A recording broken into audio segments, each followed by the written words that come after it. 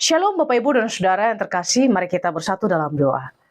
Bapa di dalam surga, terima kasih pada hari ini kami boleh mendengarkan sabda kebenaran firman. Berkati setiap kami. Amin. Ada seorang pria yang sangat menyukai tanaman. Ia menyukai tanaman hias yang ada di halaman rumahnya. Suatu hari ia memangkas habis daun-daun yang rimbun sampai tanaman itu tampak daun-daunnya itu sudah tidak ada. Melihat hal itu, tetangganya heran dan berkata, "Mengapa kamu merusaknya? Bukankah tanaman ini indah sekali?" Tapi pria itu menjawab, "Aku tidak merusaknya. Aku sedang menyelamatkannya. Dan jika cabang yang tua dan liar ini tidak dipotong, nutrisinya akan habis untuk daunnya saja. Dan tanaman ini tidak akan pernah menghasilkan bunga yang indah." Luar biasa sekali saudara-saudara. Seringkali juga dalam kehidupan kita merasa seperti tanaman itu. Ada masa ketika Tuhan seolah-olah memangkas bagian dari diri kita. Kenyamanan kita diambil misalnya, rencana kita misalnya berubah. Bahkan hubungan kita yang sebelumnya erat sama seseorang tiba-tiba terlepas.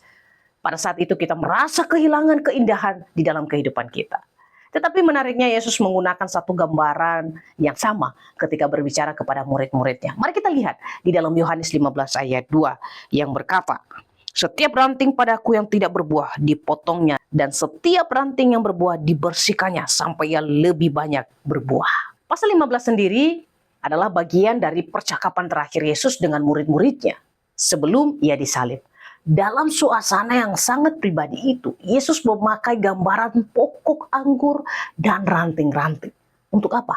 Untuk menjelaskan hubungan antara dia dan para pengikutnya. Di dalam budaya orang Israel saat itu, kebun anggur adalah sesuatu yang sangat akrab. Para petani tahu bahwa ranting yang tidak dipangkas akan membuat tanaman itu hanya rimbun daunnya tetapi sedikit menghasilkan buah. Karena itu pemangkasan justru adalah sebuah tanda bahwa tanaman itu diperhatikan dan dirawat oleh pemiliknya. Begitu juga dengan hidup kita. Kadang-kadang Tuhan mengizinkan proses yang tidak nyaman untuk dipangkas oleh Tuhan. Proses ini menyakitkan, tetapi sebenarnya Tuhan sedang menyiapkan kita untuk menghasilkan buah yang lebih banyak. Buahnya apa? Karakter, iman, dan kasih kepada orang yang ada di sekitar kita. Buah itu bisa berupa juga kesetiaan kita pada pasangan misalnya, makin lebih baik. Kesabaran kita menghadapi orang makin lebih baik. Kelemah lembutan kita, bahkan penguasaan diri kita sendiri makin bertumbuh. Pada waktu dipangkas bukan berarti ditolak. Beda, ditolak dengan dipangkas itu dua hal yang berbeda.